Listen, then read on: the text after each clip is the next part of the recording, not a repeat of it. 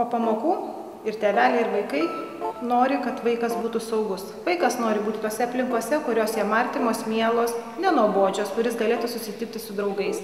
Tėveliai nori to paties, kad vaikas būtų saugus patalpose, kuriuose jį prižiūrėtų suaugusieji žmonės. Ir mokykla tam labai tinka. Aš manau, kad ateina tas laikas, kada mokykla bus ta vieta, kuri dirbs ne nuo 8 iki 2 valandos, bet kuri dirbs iki 5 valandų ir iki 6 valandų, tam, kad vaikai turėtų kur pasidėti.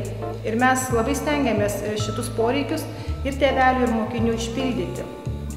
Šiandienai mes jau turime nemažą skaičių būrelių, ypatingai pradinėse klasėse, kurie užima vaikus iki 4:30 vakaro. Tad tėveliai yra visiškai ramus mūsų mokykloje palikdami savo vaikus. Taip pat įvairūs būreliai yra ir vyresnių klasių mokiniams siūlomi. Ir ypatingai mes akcentuojame šiemet tą kryptingą kūrybinį mokymą. Kad tai nebūtų šiaip padriki užsiėmimai, kurie tik užimtų laiką. Tai yra kryptinga veikla.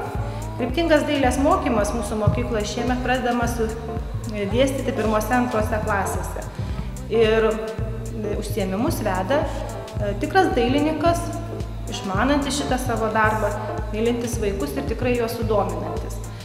Tai jeigu per ugdymo procesą tas kryptingas dailės mokymas eina, tai po pamokų didelę svarbą ir vaikų susidomėjimo sulaukia tokie būreliai, kurie irgi susijęs su kryptingu meniniu ugdymu.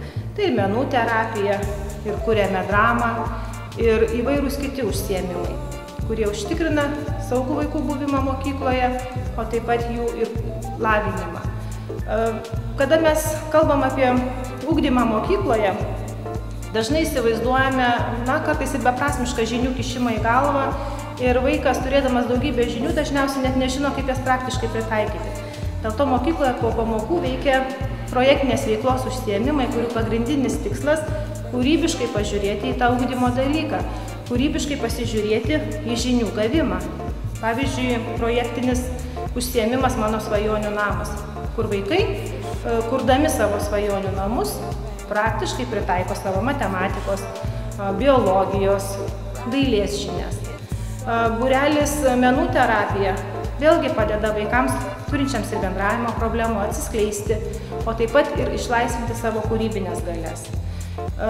Taip pat turime projektą, kuris skatina vaikus domėtis teatru, domėtis tais dalykais, apie kuriuos nesužino namuose.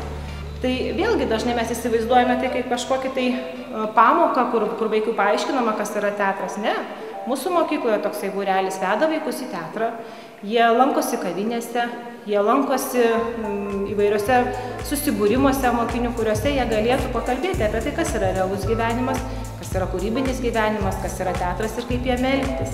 Todėl tas siekis mūsų išlaikyti vaikus mokykloje kuo ilgiau, suteikiant jiems ne tik tai kokybišką ugdymą, bet taip pat suteikiant išlaisvinant jų kūrybiškumą ir suteikiant jiems galimybę profesionalams prižiūrint, išlaisvinti savo kūrybinės galias.